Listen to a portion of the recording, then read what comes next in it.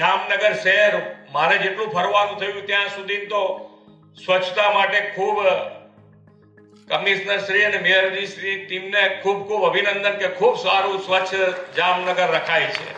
પણ હવે શરૂ થયું છે કે અમે આવીએ કે ના આવીએ તમારું જામનગર સારું રહે છે એવું અમારી પાસે સમાચાર છે. પણ હજુ આવું ને આવું રોજે રોજ રહે એના માટેનો એમનો પ્રયત્ન છે. એમાં તમારા બધાનો સહકાર પણ આની અંદર એટલો જરૂરી છે.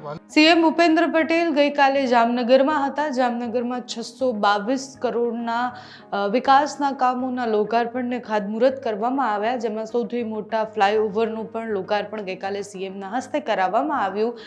જ્યારે સીએમ ભાષણ આપી રહ્યા હતા ત્યારે હસતા હસતા, મોટાભાગે આપણે સીએમના ભાષણ સાંભળીએ એ અધિકારીઓને કહેતા હોય કે પછી સામાન્ય જનતાને કહેતા હોય કે પછી પોતાના ભાજપના નેતાને જ કહેતા હોય, હસતા હસતા સરસ ટકોર કરી દેતા હોય છે.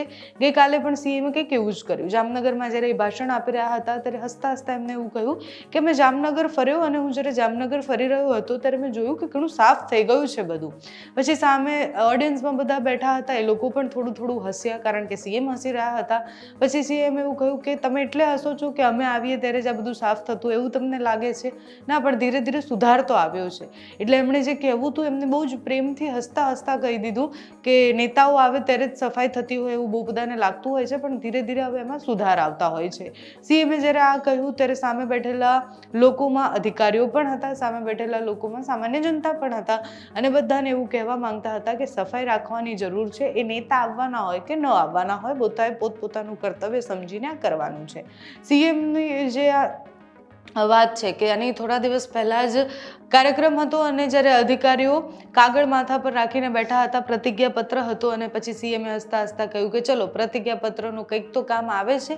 એટલે આવા બહુ જ બધી વાર સીએમએ કરેલી ટકોર એ હસતા હસતા હોય છે, પણ ઘણી બધી વાર એ ખૂબ મહત્વની હોતી હોય છે. જામનગરમાં પહેલા ગઈકાલે સીએમએ જે કહ્યું તે સાંભળો તમે. જામનગર શહેર મારે જેટલું ફરવાનું થયું ત્યાં સુધી તો સ્વચ્છતા માટે ખૂબ કમિશનર શ્રી અને મેયરજી શ્રી ટીમને ખૂબ અભિનંદન કે ખૂબ સારું સ્વચ્છ જામનગર રખાય છે. પણ હવે શરૂ થયું છે કે અમે આવીએ કે ના આવીએ તમારું જામનગર સારું રહે છે એવું અમારી પાસે સમાચાર છે. પણ હજુ આવું ને આવું રોજે રોજ રહે એના માટેનો એમનો પ્રયત્ન છે. એમાં તમારા બધાનો સહકાર પણ આની અંદર એટલો જરૂરી છે.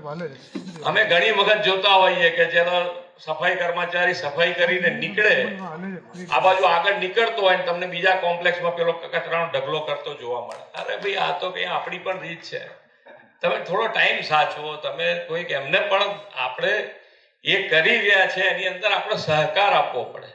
તમે સફાઈ કર્મચારીઓ પણ ખૂબ સારું કામ કરે છે, એમાં તમારે મીન મેઘ નથી. અત્યારે તમે આ એ લોકો જ કરી દે છે, પણ આપણે એમને સાથ સહકાર આપવાની જગ્યાએ એ નીકળી જાય પછી આપણે કચરાના ઢગલા કરીએ તો આપણે એક દિવસ આપણે રાખવાની વ્યવસ્થા કરવી પડે. એક દિવસ કદાચ આપણે મોડું થયું તો આપણે વ્યવસ્થા કરવી પડે. એવી જ રીતે સ્વચ્છતાની સાથે સાથે એક જે ગ્લોબલ વોર્મિંગ અત્યારે જે હમણાં વાત કરી કે ભાઈ આપણે આ વખતનો વરસાદ જે પડ્યો, હું વિકાસના કામો તો બધા એમણે કીધા છે, બ્રિજની વાત થઈ છે, અહીંયા આજે પાણી માટેના કામો છે, એક હોસ્ટેલ બની છે દીકરીઓ માટેની, એ બધું તો છે જ આપણી પાસે. એ તો સારી જ વસ્તુ થઈ છે. પણ ભવિષ્ય માટે કે ભાઈ સ્વચ્છતા જેટલી રાખશો એટલા આપણા કામો દીપી ઉઠવાના છે. જેટલું આ બધા જ કામો વિકાસના કરીશું ને જો ગંદકી દેખાડીશું તો એમાં આપણો ગમે તેટલો સારો વિકાસ હશે તો એ ઢંકાવાનો. તો સ્વચ્છતા માટે આપણો આગ્રહ દુરાગ્રહ. આજે આપણે તો વડાપ્રધાન શ્રીનો પણ આપણે આભાર માનવો પડે કે વડાપ્રધાન થયા પછી પણ એમની ટકોર હોય છે સ્વચ્છતા માટે. જો કે સીએમએ આ કહ્યું એ બહુ જ બધા લોકોની કમ્પ્લેન હોય છે. એટલે જ્યારે પીએમ નરેન્દ્ર મોદી નિકોલ આવવાના હતા ત્યારે અમે એ વિસ્તારમાં ફર્યા હતા, અને લોકો પીએમ આવવાના છે એના કરતાં વધારે ખુશીમાં એટલે હતા કારણ કે એમને એવું લાગતું હતું કે રસ્તા સારા થઈ ગયા છે, કલર થઈ ગયા છે, દિવાલો પર પેઇન્ટિંગો દોરવામાં આવી રહી છે, એટલે એ વિસ્તાર ખૂબ સુંદર થઈ રહ્યો છે.